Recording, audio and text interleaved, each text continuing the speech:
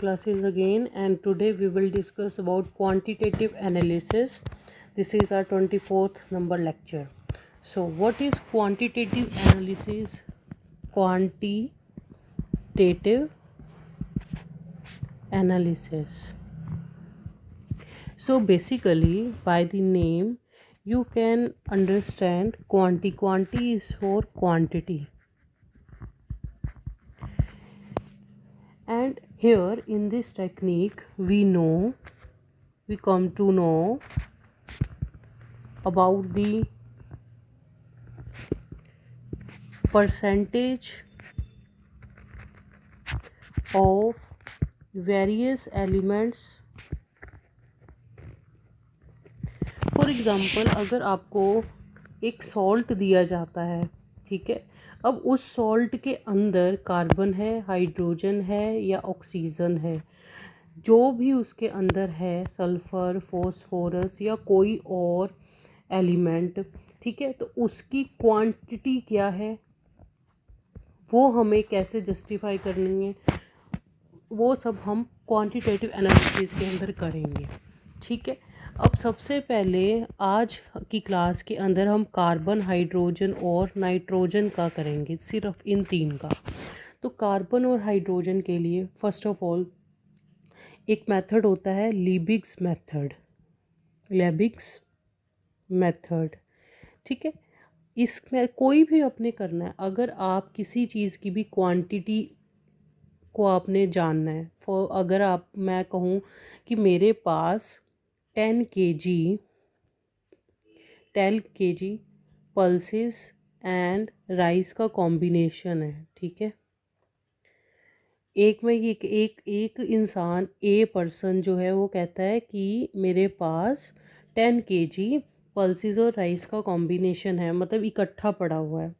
लेकिन B person जो है वो क्या बोलता है, वो कहता है कि मेरे पास पल्सेस एंड राइस का कॉम्बिनेशन है, ठीक है, इसने ये बोला। अगर कोई सी पर्सन आके ये पूछता है कि पल्स आपके पास कितनी है, पल्सेस और राइस कितने हैं, ठीक है, उनकी क्वांटिटी क्या है, और सिमिलरली विद क्वेश्चन दोनों के लिए, तो ए तो आपको बता देगा, ए से आपको पता लग जाएगा कि कितनी है, एक्स है या वाई है, मतलब एक्स अगर पल्सेस की है तो 10 - x हो जाएगी राइस की क्वांटिटी। लेकिन यहाँ पर हम आइडेंटिफाई नहीं कर सकते, unable to identify because we don't know exact organic compound quantity, ठीक है। अगर हमें इसकी क्वांटिटी ही नहीं पता, यहाँ पर हमें 10 kg पता है, ठीक है, अगर मुझे 10 kg का अमाउंट पता है तभी मैं बता सकती हूँ कि पल्सेस उसमें से कितनी होंगी। और ये अगर कॉम्बिनेशन है, कॉम्बिनेशन में भी उसके पास 100 kg हो, मे बी 5 kg हो, मे बी 1 kg हो, तो अगर हमें पूरे टोटल की अमाउंट नहीं पता तब तक हम इंडिविजुअल्स की अमाउंट नहीं जान सकते, ठीक है। तो अगर मैं बात करूं लेबिग्स मेथड की, ठीक है, अगर मैं लेबिग्स मेथड की बात करूं, ठीक है, अगर यहाँ पर मैं लेबिग्स मेथड की अब बात कर रही हूँ, तो लेबिग्स मेथड के अंदर हमने करना क्या है, एक ऐसा एक इंस्ट्रूमेंट लिया, इसके अंदर हमने ऑर्गेनिक कंपाउंड को ओसी मतलब, और OC is equals to organic compound. Organic compound के मैंने साथ में कॉपर ऑक्साइड डाला और यहाँ से मैंने कुछ हीट दिया, यहाँ से मैं हीट दे रही हूँ, ठीक है, ये क्या है, हीट। अगर यहाँ से हीट आ रहा है तो होगा क्या कि इधर से ये फनल अटैच्ड है एक यू शेप ट्यूब के साथ। अगर ये यू शेप ट्यूब के साथ अटैच्ड है तो यहाँ कुछ एक फनल है जिसके अंदर KOH सॉल्यूशन है, here is KOH solution and here is CaCl2। ठीक है, अब होगा क्या इसके अंदर, सबसे पहले जैसे ही हमने ऑर्गेनिक कंपाउंड के साथ कॉपर ऑक्साइड डाला, यहाँ से हीट किया, तो इस जगह ये यहाँ से ट्रैवल होगा गैसेस, और यहाँ पर CaCl2 जो है यहाँ पर एब्जॉर्ब हो जाएगी। ठीक है, और वाटर आ जाएगा। तो यहाँ पर जैसे ही हमने इसको हीट, यहाँ से ये फर्स्ट स्टेप था, हीट दिया, तो जो भी गैसेस का कंपाउंड होगा वो इधर से ट्रैवल करेगा। जैसे ही वो इधर ट्रैवल करेगा तो आपको पता है CaCl2 के अंदर वाटर क्या हो जाएगा, एब्जॉर्ब हो गया। ठीक है, हमारा यहाँ पर ऑर्गेनिक कंपाउंड के अंदर है क्या, हैविंग कार्बन एंड हाइड्रोजन, तो यहाँ पर H2O की फॉर्म में यहाँ पर एब्जॉर्ब हो गया। उसके बाद क्या होगा, अब ये यहाँ पर ट्रैवल कर रहा है। ठीक है, ट्रैवल होने के बाद यहाँ पर KOH है, तो KOH क्या करता है, ये एब्जॉर्ब कर लेता है CO2 को। तो आप देखो, वाटर यहाँ एब्जॉर्ब हो गया, CO2 यहाँ एब्जॉर्ब होगी, तो दोनों अलग अलग जगह पर हाइड्रोजन और ऑक्सीजन के कंपाउंड एब्जॉर्ब हो चुके हैं। तो अब बेसिकली हमें वाटर में से हाइड्रोजन के निकालनी है कितनी है, और CO2 में से कार्बन की क्वांटिटी निकालनी है। ठीक है, तो हम यहाँ पर करते हैं let mass of organic compound is equals to W gram, mass of water is equals to X gram. मतलब अगर मैं यहाँ पर दूसरे पेन से आपको दिखाऊं, तो यहाँ पर अगर ये X ग्राम निकला, ठीक है, और ये जो ऑर्गेनिक है ये पूरा, ये हमारा W ग्राम है, और ये हमारे पास क्या आया है, Y gram. Y gram mass of CO2 is equals to Y gram. तो हमें पता है कि CO2 का जो, अगर CO2 का मॉलिक्यूलर मास की मैं बात करूं, CO2 की मॉलिक्यूलर मास की, तो आपको पता है CO2 का मॉलिक्यूलर मास कितना होता है, 44। ठीक है, तो सिमिलरली अगर मैं वाटर की बात, मॉलिक्यूलर मास की बात करूं, तो ये हमारे पास कितना होता है, 18। ठीक, तो अब 44 gram of CO2 comes from carbon. कितने कार्बन होते हैं इसके अंदर, 12। देखो, अगर यहाँ पर भी कन्फ्यूजन है तो मैं आपको एक बता सकती हूँ, CO2 कार्बन का होता है 12 एटॉमिक मॉलिक्यूलर मास, और ऑक्सीजन का होता है 16, क्योंकि यहाँ पर 2 यूनिट्स हैं तो 32 लगा के चलोगे। ठीक है, तो यहाँ पर आ गया 44, ये हो गया टोटल CO2 का। तो टोटल CO2 के अंदर कार्बन कितना होता है, 12। ठीक है, तो अब आई थिंक आपको समझ आ चुका होगा। तो यही मैंने बात की। तो अगर 1 ग्राम मान लो CO2 वहाँ पर निकलती है, तो कितना ये अमाउंट आएगा, कार्बन कितना होएगा उसमें से, 12/44। और अगर हमें तो पता है, हमने क्या डिफाइन किया कि Y निकली है, तो Y के लिए कितना आएगा, 12/14 इंटू Y। ठीक, तो और अगर मुझे यहाँ पर कार्बन की परसेंटेज निकालनी है, तो 12/44 इंटू Y इंटू 100/W। ठीक है, ये हमारे पास क्या आ गई, इंटू 100/W। अब ये परसेंटेज कार्बन की आ गई। और सिमिलरली अगर मैं हाइड्रोजन की बात करूं, तो 18 gram of water contain hydrogen. तो कितना होता है इसके अंदर हाइड्रोजन, आप देखो 2 ग्राम होता है, क्योंकि अगर वाटर की मैं बात करूं 2 + 16 आएगा ना, तो उसी हिसाब से 2 ग्राम है टोटल, 2 हाइड्रोजन और 2, तो 1 gram of water contain hydrogen 2/18 and X gram of contain 2/18 into X। ठीक है, और अगर मैं इसकी परसेंटेज निकालूं हाइड्रोजन की, तो 2/18 इंटू X इंटू 100/M। तो यहाँ पर हमें कुछ जानना है कि जो हम कई बार, यहाँ पर मैं बड़ा बड़ा लिख देती हूँ, percentage of carbon 12/44 into Y into 100/W। यहाँ पर m नहीं आएगा, यहाँ पर m नहीं आएगा, यहाँ पर W था। ठीक है, अगर ये मैंने किसका किया, कार्बन का किया, और यहाँ पर हाइड्रोजन के लिए भी मैं कर दूँ तो हाइड्रोजन के लिए क्या होगा, हाइड्रोजन के लिए basically 2/18 into x into 100/W। ठीक है, तो ये सब सारी चीज़ें आपको आई थिंक समझ आ चुकी होंगी। पर यहाँ पर कुछ बच्चे क्या करते हैं मिस्टेक, कि वाई में मॉलिक्यूलर मास कार्बन का लिख देते हैं, सॉरी मास जो है वे बेसिकली वो कार्बन का लिख देते हैं। यहाँ पर हमने सिंपल लिखना है मास ऑफ CO2, क्योंकि CO2 से कार्बन निकालना है हमने। सिमिलरली यहाँ पर हमने मास या फिर जो भी अमाउंट निकलेगा मास ऑफ वाटर लिखना है, ना कि हाइड्रोजन का। ठीक है, तो ये चीज़ को आपने ध्यान से चलना है। अब इसके बाद आती है बारी नाइट्रोजन की। तो नाइट्रोजन करने के बाद हम आज का लेक्चर यहीं पे ख़त्म करेंगे। तो नाइट्रोजन के अंदर सबसे पहले होता है बेटा डुमास मेथड।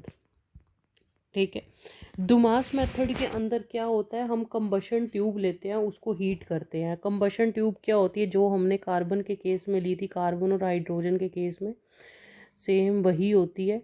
ठीक है, उसके बाद हम क्या करते हैं, डाउनवर्ड डिस्प्लेसमेंट होती है बेसिकली यहाँ पर। ठीक है, डाउनवर्ड डिस्प्लेसमेंट के लिए ये मैंने एक इंस्ट्रूमेंट लगा दिया। अब ये है क्या से, ठीक है, ये स्किप्स नाइट्रोमीटर होता है। ठीक है, इसके अंदर क्या होगी, यहाँ पर डाउनवर्ड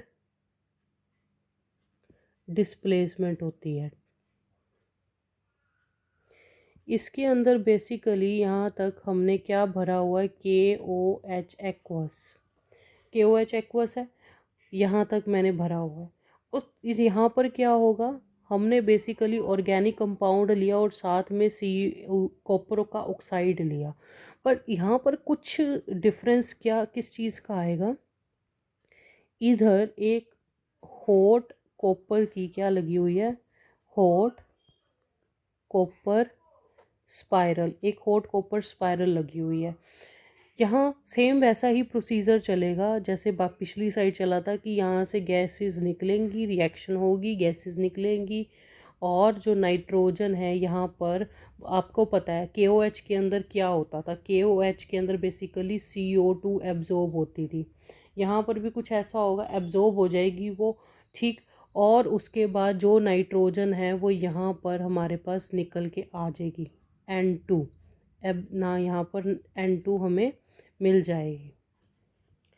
ठीक, तो अब यहाँ पर क्या रिएक्शंस होंगी, तो कार्बन जो होता है उस ऑर्गेनिक, कोई भी ऑर्गेनिक कंपाउंड हो, ऑर्गेनिक कंपाउंड उसके अंदर कार्बन और हाइड्रोजन तो होते ही होते हैं कंपलसरी, और साथ में नाइट्रोजन भी है। अब तो कार्बन क्या करेगी, कॉपर के 2 ऑक्साइड के साथ रिएक्शन करेगी और CO2 और 2 कॉपर इसने बना दिया। ठीक है, और जो हाइड्रोजन है वो क्या करेगी, कॉपर ऑक्साइड के साथ वो वाटर और कॉपर बना देगी। आप इसको बैलेंस कर लो रिएक्शन को।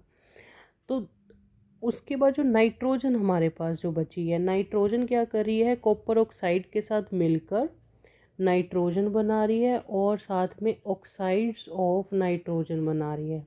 ठीक है, तो ये सारी चीज़ें हो रही हैं। तो और अब क्या है, आपको पता है CO2 भी एब्जॉर्ब हो जाएगी और वाटर भी एब्जॉर्ब हो जाएगा इन बिटवीन रिएक्शन में, लेकिन NO2 भी हमें ऊपर मिल जाएगा। मैंने आपको दिखाया ऊपर डाउनवर्ड डिस्प्लेसमेंट होगी। बट अब रही बात ऑक्साइड्स ऑफ नाइट्रोजन की, ये जो ऑक्साइड्स ऑफ नाइट्रोजन होते हैं ये हॉट कॉपर के साथ मिलकर ये भी N2 में कन्वर्ट हो जाते हैं।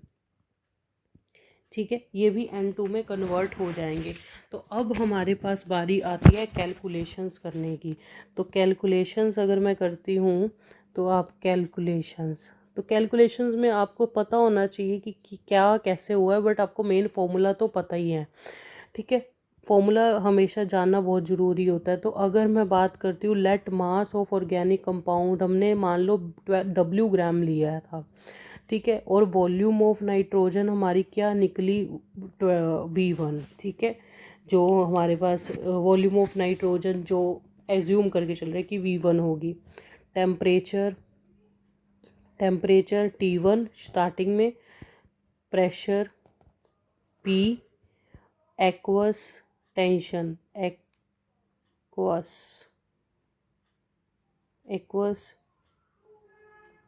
एक्वस टेंशन हमारे पास क्या है, स्मॉल p।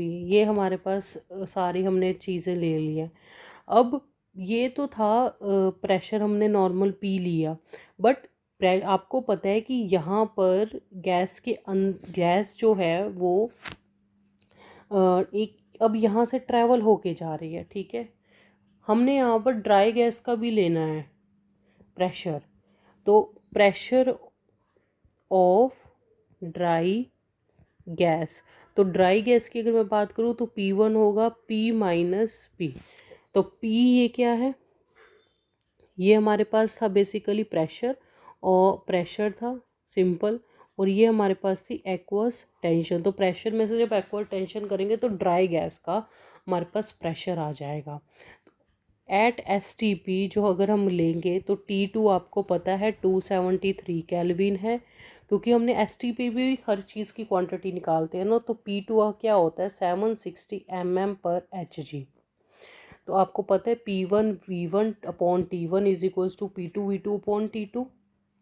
और इधर ही आप क्या करोगे, एक फॉर्म इसको क्रॉस मल्टीप्लाई कर लो, तो आपके पास आ जाएगा V is equals to P1 V1 upon T1 into T2 upon, मतलब हम V2 की बात कर रहे हैं, V2 ही हमने निकालना है ना, अपॉन P2। ये हमारे पास फॉर्मूला आ चुका है, ठीक है। बट अब इसके अंदर हमने पुट करनी है वैल्यूज़ को, तो हमें पता होना चाहिए कि 22400 cc अगर नाइट्रोजन की हम एट STP पे वेट करते हैं तो क्या आता है N2, मतलब इतने वॉल्यूम जो होती है N2 की, उसकी मास जो होता है 28 ग्राम होता है नाइट्रोजन का।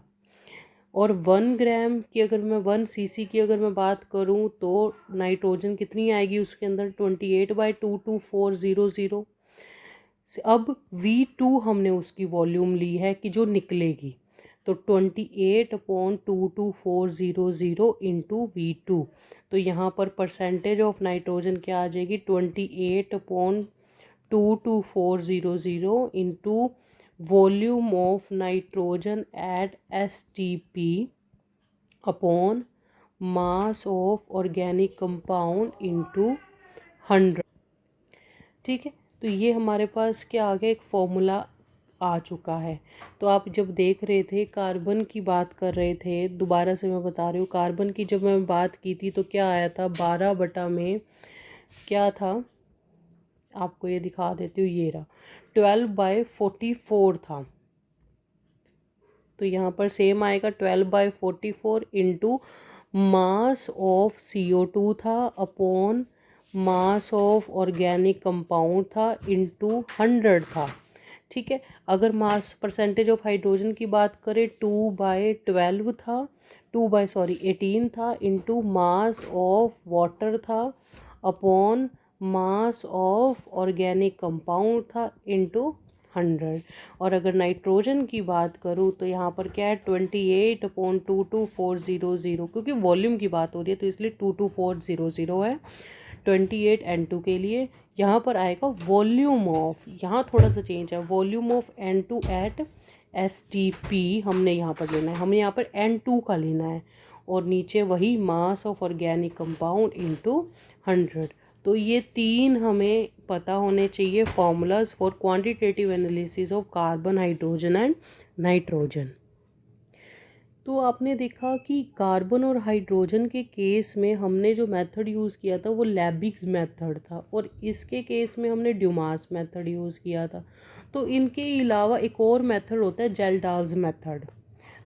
तो जेल्डाल्स मेथड के अंदर हमने क्या देखना है, सबसे पहले तो हमारे पास एक फनल होगी, एक फ्लास्क होगी, जिसका नाम है जेल्डाल्स फ्लास्क। ठीक है, तो इस फ्लास्क के अंदर हमने क्या डाला है, इस फ्लास्क के अंदर हमने, हमारे पास ऑर्गेनिक कंपाउंड है, H2SO4 है, ठीक है, K2SO4 है, सेलेनियम पाउडर है, और साथ में हमारे पास कॉपर सल्फेट है।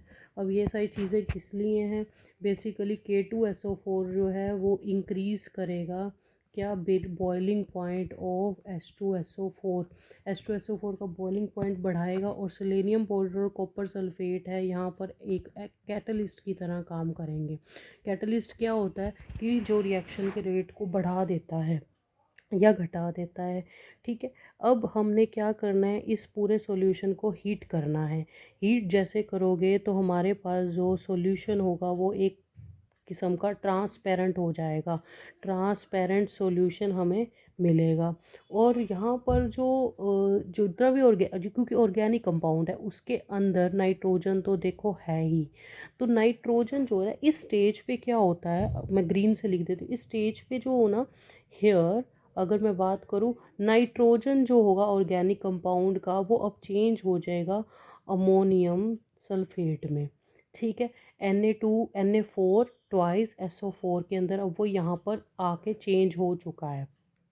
ठीक है, तो ये जो ट्रांसपेरेंट सॉल्यूशन है, अब हम इसको क्या करेंगे, इसको हम करेंगे ट्रांसफ़र करेंगे कंटेंट को किसके अंदर, राउंड बॉटम फ्लास्क के अंदर। हम इसको राउंड बॉटम फ्लास्क के अंदर हम इसको ट्रांसफ़र कर देते हैं। राउंड बॉटम फ्लास्क है, ये फ्लास्क और ये ऐसे राउंड होती है। तो जैसे ही आप इसको राउंड बॉटम फ्लास्क के अंदर करोगे, हमने इसको ट्रांसफ़र किया, अब इसके अंदर आप क्या करो, NaOH डालो या फिर KOH डालो आप एक्सेस के अंदर। आपको पता है NaOH KOH किस लिए होता है, KOH वगैरह से जो हमने पिछले वाले लेक्चर के अंदर भी, पिछले नहीं इसी में ही हमने लास्ट में देखा था। अब मैं आपको दिखाऊं KOH किस लिए होता है, जो CO2 को एब्जॉर्ब कर लेता है। ठीक है, तो आप ये देखो कि यहाँ पर क्या होगा, KOH CO2 को एब्जॉर्ब कर लेगा। ठीक, अब यहाँ से इसको हमने जब डाला, और हम इसको क्या करेंगे, हम साथ साथ इसको हीट कर रहे हैं। इसके अंदर डालने के बाद मैंने इसको हीट कर दिया। हीट करने के बाद ये मेरे पास कुछ सॉल्यूशन आया। ठीक है, ये सॉल्यूशन है। अब सॉल्यूशन के अंदर हमने इसके अंदर क्या किया, जो NH4 सॉल्ट था, बेसिकली कौन सा था, NH4 ट्वाइस SO4 था। ठीक है, ये जो था ये डीकम्पोज होके हमें इसमें से क्या मिला, अमोनिया। मतलब अब NaOH और KOH इसके साथ जब हमने हीट किया, उसके बाद हमें उसका जो भी सॉल्ट था अमोनिया वाला, वो सारा डिकम्पोज होके अमोनिया में ट्रांसफ़र हो चुका है, चेंज हो चुका है। ठीक है, और अब जो अमोनिया और वाटर है के वेपर्स हैं वो कंडेंस हो चुके हैं। इसके अंदर हम क्या करेंगे, नॉन वैल्यू ऑफ H2SO4 की ऐड करेंगे। मतलब अब हमें पता होगा वो कितने अमाउंट में हमने उसको ऐड किए। जैसे ही हम उसको ऐड करेंगे, इसके बाद ये ऐड करने के बाद हम कैलकुलेट कर सकते हैं परसेंटेज ऑफ नाइट्रोजन। ठीक है, तो ये सारा प्रोसीजर कैसे था, सबसे पहले हमने जेल्डाल्स फ्लास्क के अंदर H2SO4 K2SO4 सेलेनियम पाउडर और CuSO4 मतलब कैटलिस्ट डालने के बाद हमने हीट किया, ट्रांसपेरेंट सॉल्यूशन हो गया जिसमें नाइट्रोजन जो था वो अमोनियम सल्फेट में चेंज हो गया। अब इस कंटेंट को हमने किस में, राउंड बॉटम फ्लास्क में ऐड किया, और एक अल्कली डालकर हमने इसको हीट किया। फिर ये इसका जो सॉल्ट था अमोनिया वाला, वो अमोनियम सॉल्ट जो था अमोनिया में चेंज हो गया। अब हमने उसके अंदर लास्ट में H2SO4 नॉन वैल्यू डाली, ताकि हम नाइट्रोजन की परसेंटेज को देख सके कि वो कितनी है। तो यहाँ पर अगर मैं बात करूँ दोबारा से, तो देखिए नाइट्रोजन जो है वो कैलकुलेशन अगर बात करूँ, नाइट्रोजन जो H2SO4 के साथ मिलकर सबसे पहले उसने क्या बनाया था, अमोनियम का सॉल्ट बनाया था। ठीक है, अब अमोनियम का सॉल्ट ने क्या किया था, NaOH के साथ मिलकर या KOH के साथ जब हमने उसको मिलाया था और हीट किया था, तो क्या मिला था, Na2SO4 और अमोनिया में चेंज हो गया था। अब NH4OH जो है वो H2SO4 से मिला, न्यूट्रलाइजेशन हुई, न्यूट्रलाइजेशन, क्योंकि आपको पता है H2SO4 क्या होता है, स्ट्रॉन्ग एसिड होता है, ये क्या होता है, ये वीक बेस है। तो यहाँ पर हमारे पास सॉल्ट बनेगा NH4 twice SO4 plus water. ये हमारे पास अभी तक की रिएक्शंस आई थी। अब इसके बाद हम बात करते हैं कैलकुलेशंस की, कि कैलकुलेशंस कैसे करेंगे। तो सबसे पहले हमें पता है कि non amount of organic compound, शुरू में हमने लिया W ग्राम। तो वॉल्यूम ऑफ H2SO4 जो हमने ली शुरू में, कितनी ली, VCC, मतलब वॉल्यूम हम सीसी में ही करते हैं, मतलब N1 नॉर्मेलिटी भी हमें पता होनी चाहिए। देखो, अगर आप ग्राम्स में करते हो तो कोई बात नहीं, लेकिन अगर आप वॉल्यूम की बात करो तो आपको उस चीज़ की नॉर्मेलिटी भी पता होनी चाहिए कि वो कितना स्ट्रॉन्ग है।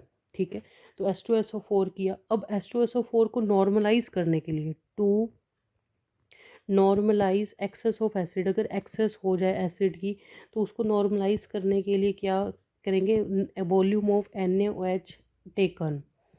ठीक है, अगर मैं यहाँ पर देखूँ इस पूरी रिएक्शन के अंदर, आप देखो कि यहाँ पर वो H2SO4 ऐड किया एंड देन इन्होंने NaOH ऐड किया ताकि नॉर्मलाइज हो सके हर चीज़। तो यहाँ पर NaOH जो हमारी ऐड हुई, टेकन हुई है, वो कितनी होगी, वो ऑटोमेटिकली इसके बराबर ही हम लेंगे VCC ऑफ N1 नॉर्मेलिटी। अब वॉल्यूम ऑफ एसिड यूज़ कितना हुआ, यूज़, तो यूज़ बेटा ये हमारे पास, ये स्मॉल v हम कर लेते हैं, तो बेसिकली ये स्मॉल VCC जो होगा हमारे पास N1 नॉर्मेलिटी का, ये यूज़ हुआ एसिड, और इतना ही हमारे पास क्या हुआ, अमाउंट ऑफ अमोनिया प्रोड्यूस हुआ। ठीक है, क्योंकि आप देख रहे थे जब NaOH के साथ, यहाँ पर देखिए आप, जब NaOH के साथ ट्रीटमेंट हुई थी तो वहाँ पर क्या हुआ था, ये सारा डिकम्पोज होके अमोनिया बना गया था। तो यहाँ पर वही बात आ गई कि अमोनिया उतना प्रोड्यूस हुआ। इसके बाद अगर मैं बात करूँ कि अगर 1000 cc of one normal NH3 के अंदर अमोनिया कितना है, कंटेन अमोनिया कितना है, 17 ग्राम। 17 ग्राम कैसे आ गया, देखो पहले तो ये नाइट्रोजन का कितना होता है, 14 होता है ना मास, और हाइड्रोजन का 1 होता है, तो 3 है तो +3 आ जाएगा, 17 ग्राम। और इस 17 ग्राम अमोनिया है। अगर मैं नाइट्रोजन की बात करूँ तो इसके अंदर 14 ग्राम नाइट्रोजन है। और अगर 1 cc मैं 1 नॉर्मल अमोनिया लेके चलूँ तो उसके अंदर अमोनिया कितना होगा, अमोनिया बेटा उसके अंदर होगा 17/1000, और ये हो जाएगा 14/1000। तो हमें नाइट्रोजन का निकालना है तो हम इसको देखेंगे। सिमिलरली V-VCC ऑफ, अगर N1 अमोनिया है तो उसके अंदर नाइट्रोजन कितना होगा, 14/1000 इंटू V-VCC, और इनटू में N1 नॉर्मेलिटी है ना, तो परसेंटेज ऑफ नाइट्रोजन क्या निकलेगी, 14/1000 into V-V N1 upon W into 100। तो ये हमारे पास क्या आ गया है, फॉर्मूला आ चुका है। तो इस फॉर्मूला को हम कुछ ऐसे भी लिख सकते हैं, percentage of nitrogen is equals to 1.4 into volume of gas use, कितनी हमने गैस यूज़ की है, इंटू नॉर्मेलिटी अपॉन 1000 इंटू, यहाँ पर 1000 ऐसे लिख देती हूँ, मास ऑफ ऑर्गेनिक कंपाउंड इंटू 1000, और यहाँ पर 100 है। तो आप चाहे इसको कैंसिल आउट कर दो तो आपके पास क्या आ जाएगा, कुछ ऐसे, यहाँ 14 था ना, तो यहाँ पर आ जाएगा 1.4 into volume of gas used into normality upon mass of organic compound. तो ये हमारे पास एक फॉर्मूला आ चुका है। तो नाइट्रोजन के आपको पता होने चाहिए क्या क्या फॉर्मूलाज हैं। तो अगर आप कार्बन की बात कर रहे हैं, आप हाइड्रोजन की बात कर रहे हैं और आप नाइट्रोजन की बात कर रहे हैं, तो पहले नाइट्रोजन के लिख लीजिए। नाइट्रोजन का एक फॉर्मूला तो आपने अभी किया है, 1.4 into volume of gas used into normality upon mass of organic compound. ये हमारे पास एक नाइट्रोजन का फॉर्मूला है जो कि हमारा कहाँ से आया है, एक जेल्डाल्स मेथड से आया है। और दूसरा जो फॉर्मूला है वो है 28/22400 into volume of nitrogen eight STP into 100 upon mass of organic compound.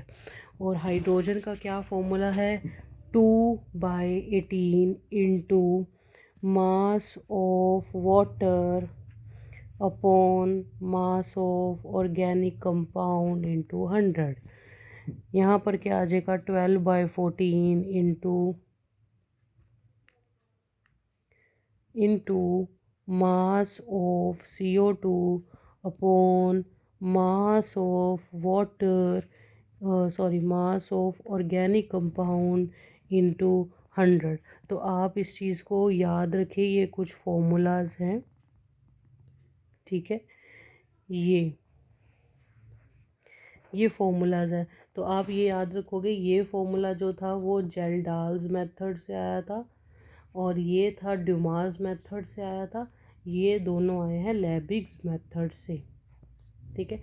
Next class में हम सल्फ़र फॉस्फोरस इन सब के करेंगे मतलब quantitative analysis. Thank you, have a nice day.